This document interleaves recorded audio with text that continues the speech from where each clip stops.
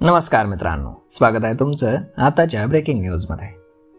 मित्रांनो, देशातील माहिती तंत्रज्ञान म्हणजेच IT क्षेत्र सध्या आव्हानात्मक परिस्थितीतून जात आहे। देशातील IT कंपन्यांचे ग्राहक हे प्रामुख्याने युरोप आणि अमेरिकेतील आहेत। तिथे सध्या घसरणीचे वारे वाहत आहेत आणि याचा फटका आपल्याकडल्या IT कंपन्यांनाही बसतोय। नवीन व्यवसायाची मागणी कमी होण्याबरोबरच आधीच्या ग्राहकांकडून मागणीमध्ये घट होतीये। याचा एकंदरीत परिणाम हा IT कंपन्यांच्या उत्पन्नावरती होतोय।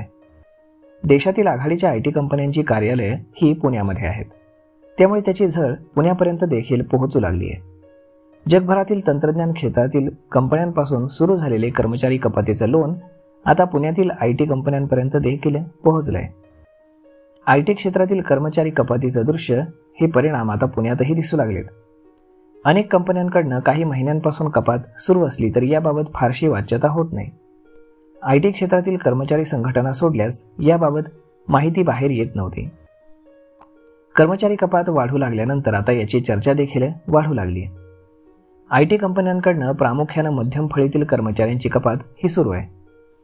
आधीच IT मध्ये मंदीचे वारे असताना अशा कर्मचाऱ्यांना नवीन नोकरी लगेच मिळणं शक्य नाही।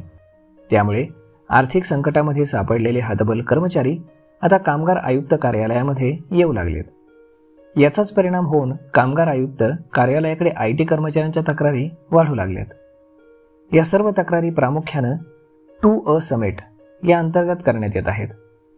TCS या एकाच कंपनीतील आतापर्यंत सुमारे 5 तक्रारी दाखल झाल्यात। यावरून कंपनीला नोटीस देखील बजावण्यात आली। या तक्रारींवरती सुनावणी देखील झाली आहे। याबाबत सहाय्यक कामगार आयुक्त ST शिर्के म्हणाले की ITतील कर्मचारी हळूहळू तक्रार करण्यास पुढे येत आहेत।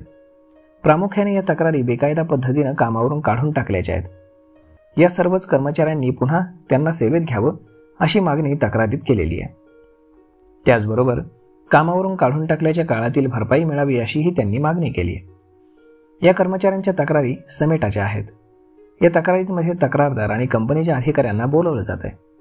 समोरासमोर त्यांच्याशी संवाद साधून तक्रारदाराची मागणी जर न्याय्य असेल तर त्यावर कार्यवाही करण्यास सांगितलं जात आहे।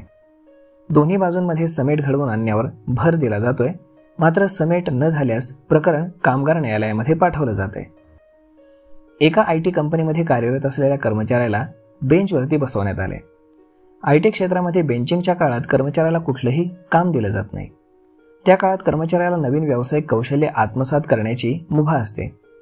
मात्र या कंपनीने बेंचिंगमधील कर्मचाऱ्याला कामावरूनच काढून टाकलं। हा कर्मचारी कामावरच आला नाही आणि त्याने काहीही काम केलं नाही असा ठपका कंपनीने ठेवला। त्याचबरोबर बेंचिंगच्या काळातील त्याचे वेतनही परत मागितलं, असंही एक उदाहरण समोर आलंय।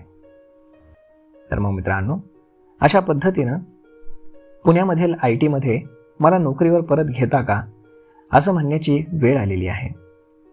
तर मग मित्रांनो, जर तुम्ही IT कर्मचारी असाल तर ही बातमी तुमच्यासाठी अत्यंत महत्त्वाची आहे, कारण IT क्षेत्रातील हे भीषण चित्र जगासमोर येणं खूप गरजेचं आहे। तर मग मित्रांनो, हा व्हिडिओ, ही माहिती तुम्हाला कशी वाटली हे तुम्ही आम्हाला कमेंट करून नक्कीच सांगा। आणि जर तुम्हाला हा व्हिडिओ आवडला असेल तर आपल्या जवळच्या मित्रमंडळींसोबत देखील हा व्हिडिओ तुम्ही शेअर करायला विसरू नका। धन्यवाद।